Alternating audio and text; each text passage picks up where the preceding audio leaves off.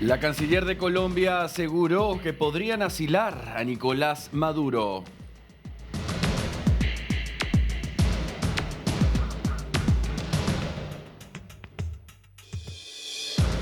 María Corina Machado confirmó su regreso a Venezuela.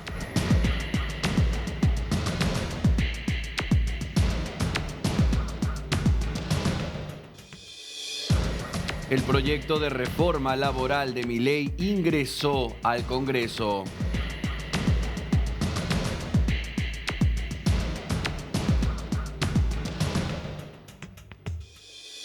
Balotaje en Chile. Jara y Kast cierran las campañas.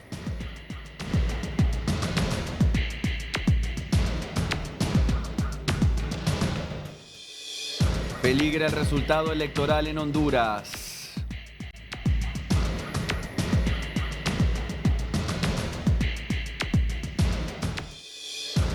El expresidente Arce pasó su primera noche detenido y no declaró.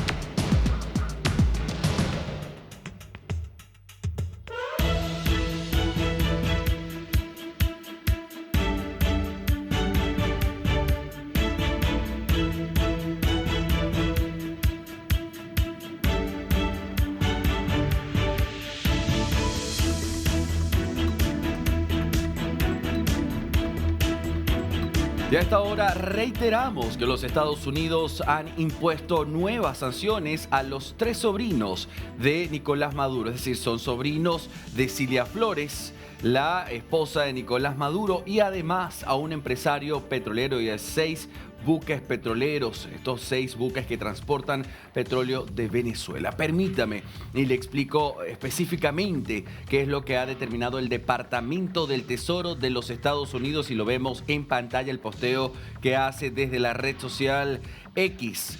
Estados Unidos impone estas nuevas sanciones contra 3 sobrinos de Nicolás Maduro. Ahí dice, incluyendo, ¿no?, a los narcos sobrinos de su esposa y también a este empleado, a este empresario, quiero decir, no empleado, empresario, las compañías navales y por supuesto a estas compañías navieras y por supuesto a estos buques que apoyan al régimen ilegítimo en Venezuela. Bajo el liderazgo de Donald Trump, el Departamento del Tesoro está sosteniendo, limitando al régimen y aquí está marcando, por supuesto, lo que son los efectos y el ataque continuo criminal que se mantiene desde estas organizaciones según el Departamento del Tesoro.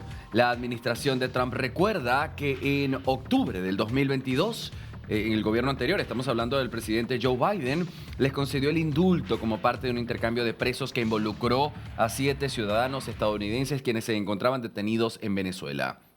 Ambos hombres regresaron a Venezuela y hasta el 2025 han continuado con sus actividades del narcotráfico, es lo que dice este mismo texto. Las sanciones son monitoreadas en este momento por el Departamento del Tesoro. Así que la medida de hoy pues apunta al sector petrolero de Venezuela, incluye, reitero, a este empresario, a 6 compañías navieras e intensifica, por supuesto, la lucha en contra del narcotráfico.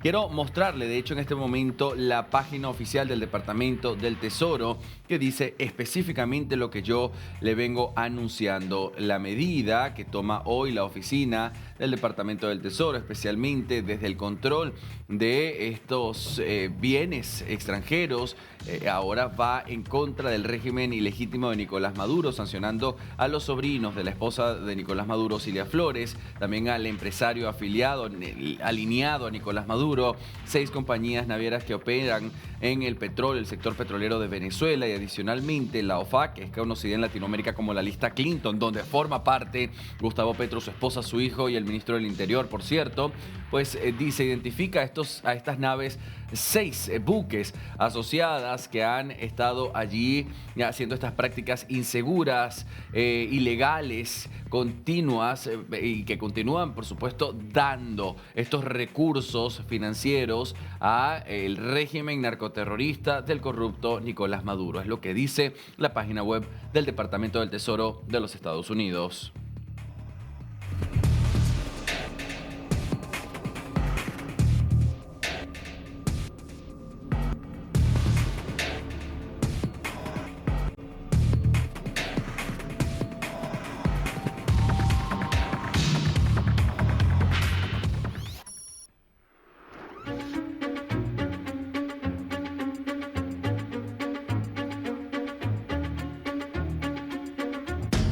María Corina Machado ya en Oslo. Mucho se habló de su salida de Venezuela. Dos grandes teorías salieron, o hipótesis, debería ser un poco, ¿no?, más exacto. Dos hipótesis se mantenían muy vivas. La primera de estas se decía que ella salió camuflada con equipo diplomático de los Estados Unidos. Otra puede decir que ella salió a través de una lancha a Curazao, que son 60-70 kilómetros desde Caracas.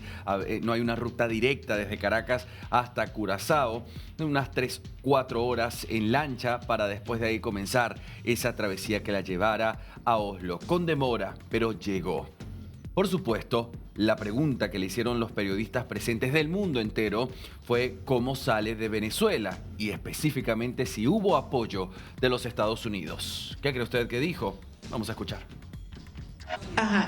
Yo di la información que puedo dar, que conviene dar ante una pregunta de si nosotros habíamos recibido apoyo del gobierno de los Estados Unidos para que yo pudiera llegar a Oslo, y la respuesta es sí. Y solamente para terminar la pregunta de más atrás, todo lo contrario. Yo siento que los venezolanos dentro y fuera de Venezuela están muy felices, muy emocionados de que pude estar aquí en representación de ellos y que, como dije antes, voy a regresar a nuestro país a llevarle su premio.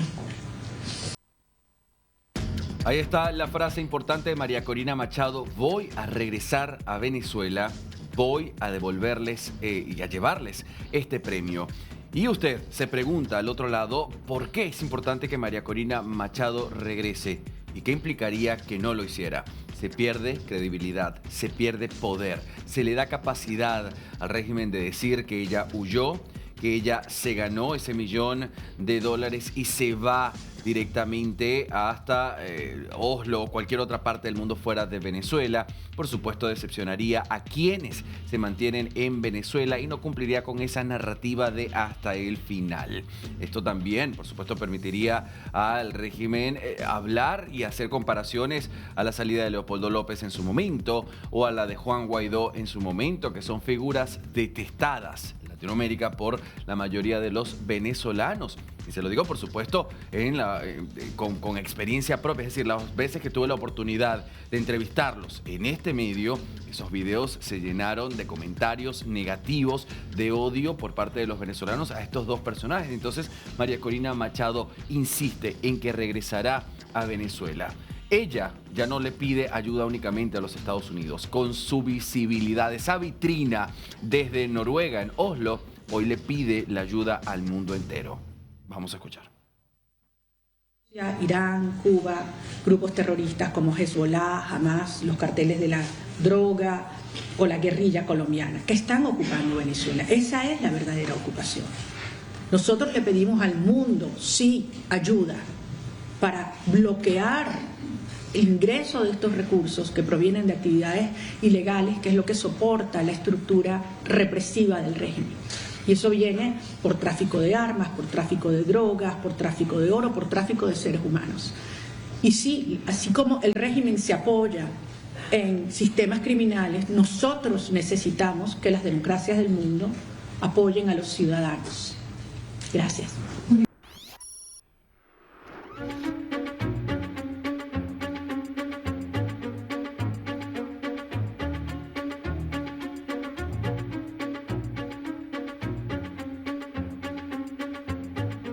Otra de las noticias a la que también tenemos que mirar de cerca es la de Venezuela, lo que se ha dicho con respecto a Oslo, a la salida de María Corina Machado. Fíjese que Tarek William Saab, en su momento el fiscal de Venezuela, dijo que si María Corina Machado se le ocurría dejar el país, ella iba a ser considerada una fugitiva de la justicia venezolana.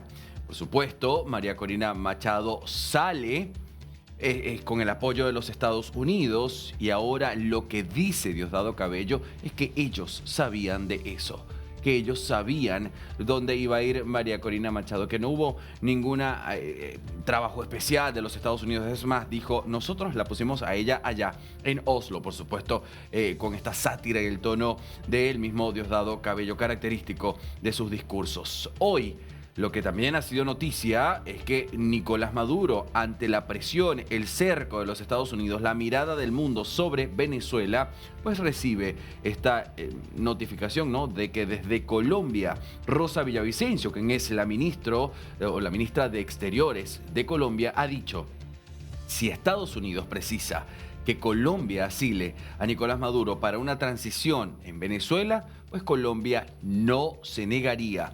Pero también dijo más adelante: no creo que escoja Colombia, buscaría un lugar más distante, más tranquilo. Vamos a escuchar. Me estoy quedando con algo que me dijo al comienzo de esta entrevista, y es que seguramente Colombia le daría un asilo, si es que así se necesita, a Nicolás Maduro. ¿Usted cree que a Colombia le conviene que Nicolás Maduro salga del poder ahora? Pues yo pienso que en el momento de tensión que existe, pues hay que negociar, y seguramente si Estados Unidos exige pues una transición, un cambio, pues es una cosa que ellos deben valorar, ¿no? Si esa salida implica que él deba pues vivir en otro país o pedir la protección, pues Colombia no tendría por qué decirle que no, ¿no? Es ¿Usted decir, se tener imagina, usted se política. imagina a Nicolás Maduro aquí en Colombia? No, me imagino que estaría pues ya retirado y aunque no creo que eligiera a Colombia, ¿no? Yo pienso que elegiría pues algún sitio más distante y más tranquilo, ¿no? Imagínese a la gente en Colombia con Maduro aquí, como Martinelli, de Ya. fiesta en fiesta. Pero por ejemplo, eso se hizo justamente en aplicación, ¿no?, de una normatividad y de unos compromisos internacionales que tiene Colombia. Ahora, lo deseable es que cualquier persona que esté en nuestro país, pues también cumpla con el civismo, cumpla con las normas que tenemos, y eso es lo deseable, ¿no? Porque donde fueres, pues haz lo que vieres, defendiendo pues esa civilidad y esas normas que tenga el país, ¿no? Nos vamos a esta hora hasta Chile, Latinoamérica. Vamos a dejar la situación de Colombia a un lado. Veremos si realmente Colombia tendrá que estar en ese escenario de darle asilo a Nicolás Maduro. Por supuesto, mucho se habló de que Cuba no es una opción, pues es Cuba la que está presionando a Nicolás Maduro para que no ceda ante los Estados Unidos, o este corre peligro de muerte, es decir, ni siquiera tendría la oportunidad de salir de Venezuela.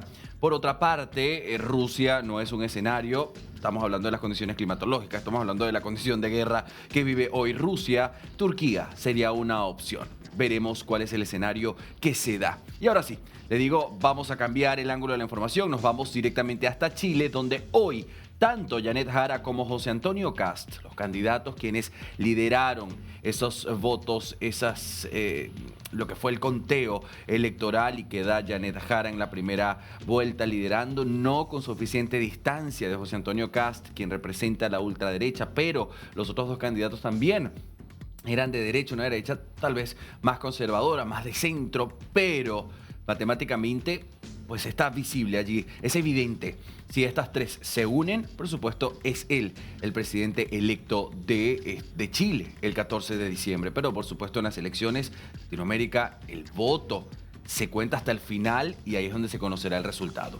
Lo que sí es cierto es que José Antonio Kast ha tenido una visibilidad distinta, tratado distinto. José Antonio Kast inclusive ha sido llamado por el presidente de Argentina, Javier Milei, y tenemos que ver lo que también sucedió con la frontera entre Chile y Perú, los inmigrantes irregulares que se encuentran allí expuestos en ese desierto, y las palabras de José Antonio Kast que llegaron directamente al presidente interino de Perú, José Gerí. Entonces hay, por supuesto, desde ya una investidura oficial para este candidato, quien, por cierto, en cuestiones de minutos nada más, me indica mi equipo de producción, estarían cerrando con sus discursos ya para convencer por última vez a quienes estén indecisos en estas elecciones, para determinar el futuro político de Chile. Una continuidad con Janet Jara al presidente Gabriel Boric, una Janet Jara quien en los últimos días se ganó el desprecio de la mayoría de venezolanos al decir que ella no conocía a María Corina Machado, pero que sí había escuchado que esta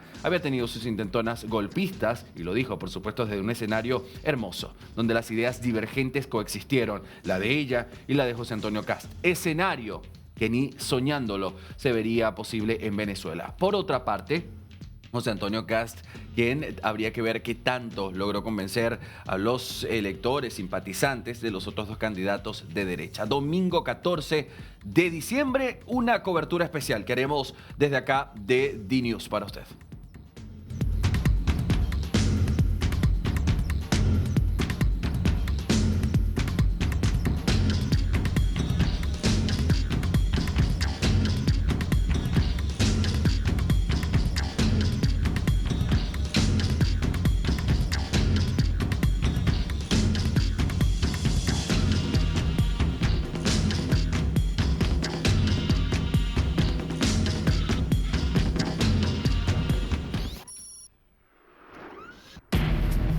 Vamos a hablar de esta noticia.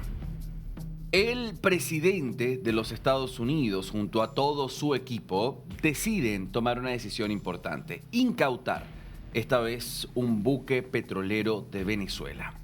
Por supuesto, esta noticia ha sido criticada, inclusive por quienes simpatizan con el presidente de los Estados Unidos, Donald Trump, y lo que está haciendo por Venezuela.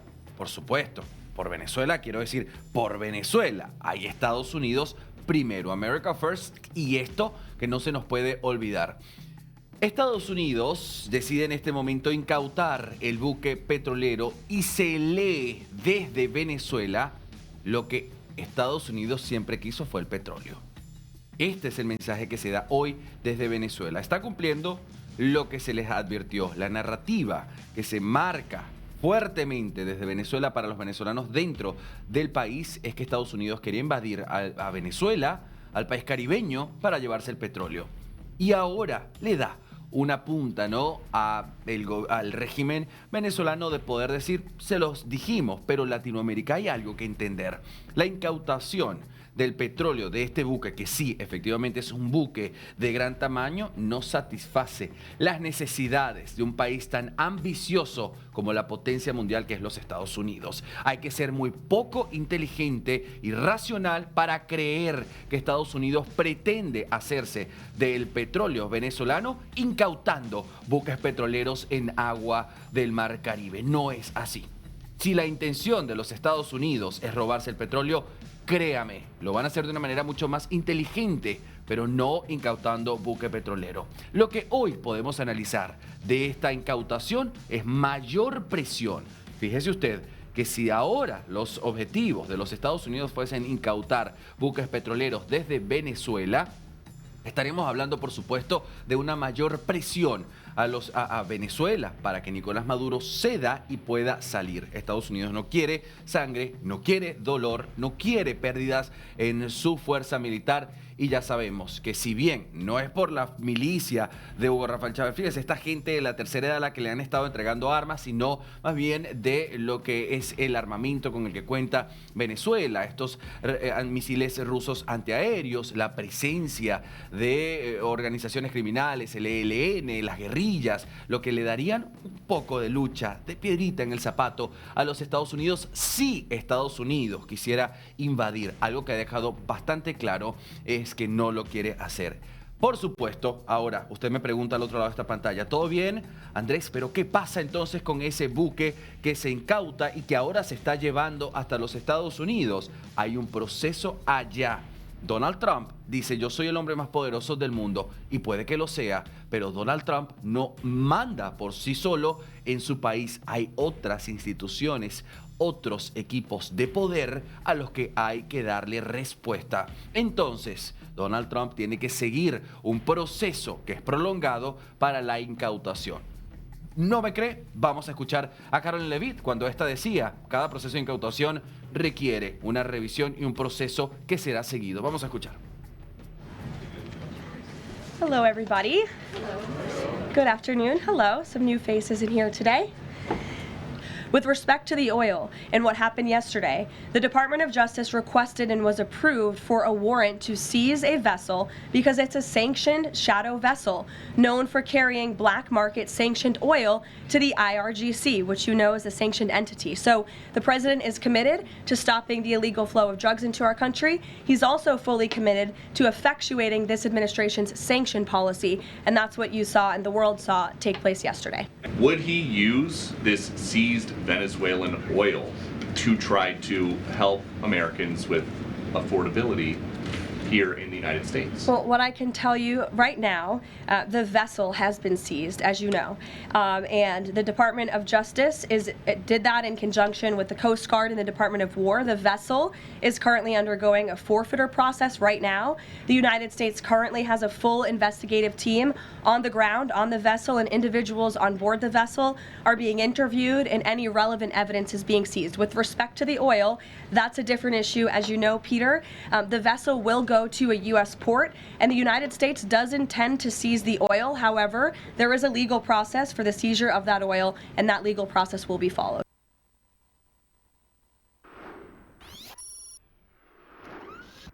Y nos vamos a esta hora hasta la mitad del mundo, Ecuador. Y es que Estados Unidos ahora ofrece recompensa por alias de una banda criminal. Estamos hablando de Cabecilla de los Choneros. Todos los detalles, César García Vélez nos lo brinda a esta hora. Adelante, César.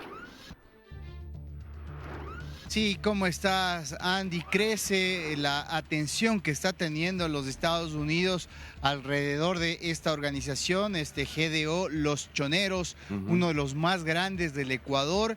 Por más de 10 años fue la organización más estructurada que manejó la ruta del Pacífico, y con la detención de Adolfo Macías alias Fito, que se convirtió en el primer capo extraditado desde Ecuador hacia los Estados Unidos, también dentro del proceso que se está siguiendo en Brooklyn en contra de este capo, en donde se le formuló 7 cargos penales por los cuales está procesado, pues también parece y todo indicaría que Fito de alguna manera está proporcionando información a las autoridades que está permitiendo dar con otros cabecillas.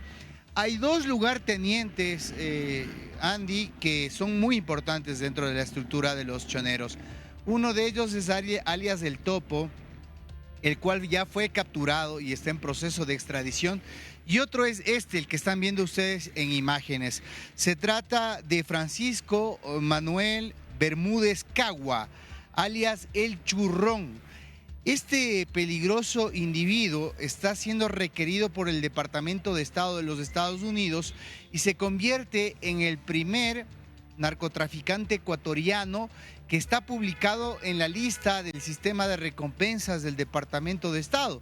Como ustedes ven, se ofrece $5 millones para toda aquella persona que pueda dar información para su localización o para su aprehensión acá en el Ecuador.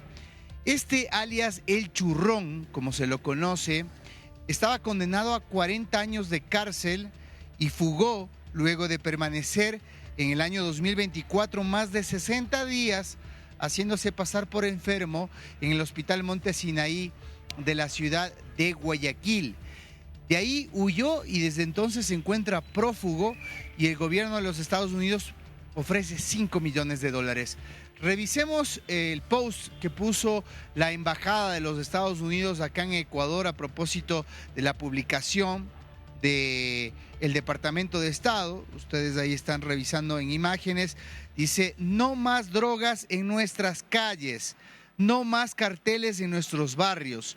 En colaboración con el Ecuador ofrecemos una recompensa de hasta 5 millones por información que conduzca al arresto o condena del líder de los choneros, Francisco Manuel Bermúdez Cagua, también conocido como Churrón.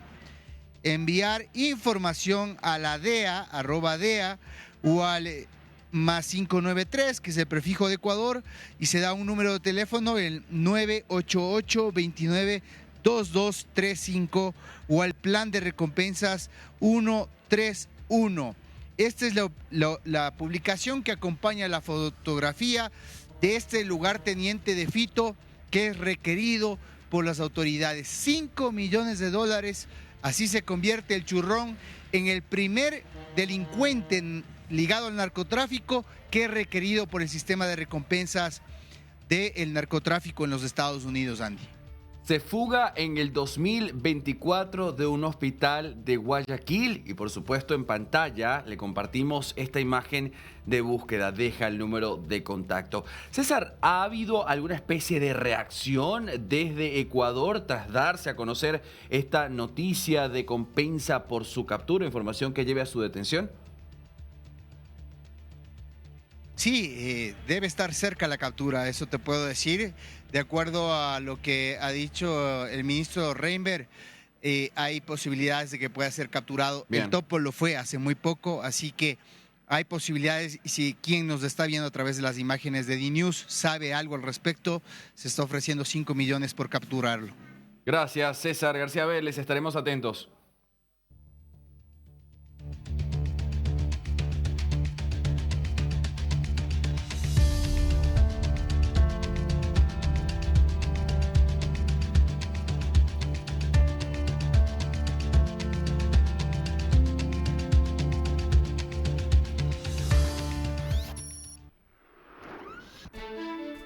Estamos en vivo, nos vamos directamente hasta Perú. Carmen Alvarado nos llama a esta hora, tiene más información. Andy, ¿cómo estás? Muy buenas noches para ti y también para parte de América Latina. Estamos en vivo y en directo desde la capital peruana en el marco de esta declaratoria de estado de emergencia y debo mencionarte que en las últimas horas, sobre todo de madrugada, se han realizado diversos operativos. En Lima Norte, por ejemplo, en medio de este control territorial se logró identificar a más de 300 migrantes irregulares dentro de la capital peruana, en la periferia norte, aquí del casco histórico. Entre ellos venezolanos y de otras nacionalidades que se encontraban en discotecas, en pubs, en hostales, en licorerías. Sandy, tenemos las imágenes que hemos conseguido para ustedes de qué ha sido también este operativo en varios lugares de Lima Norte. Tenemos también las declaraciones del coronel Trauco, quien estuvo a cargo de este operativo. Escuchemos. Han participado 410 efectivos. De las unidades policiales están los halcones, División de Inteligencia y el personal de la División Policial Norte 2. Nuevo plan de seguridad en el Perú, Carmen. Así es, Sandy, 220 varones, 110 mujeres fueron identificados. En estos momentos se están realizando las diligencias y como bien lo has dicho, querido compañero, pues hay un plan de seguridad, uno nuevo que se viene también implementando, armando y esto con la ayuda de los Estados Unidos, concretamente del FBI y de la DEA, Andy. Entonces seguimos monitoreando la información aquí en materia de seguridad. Yo regreso a los estudios. Adelante. Gracias, Carmen Alvarado. Un abrazo.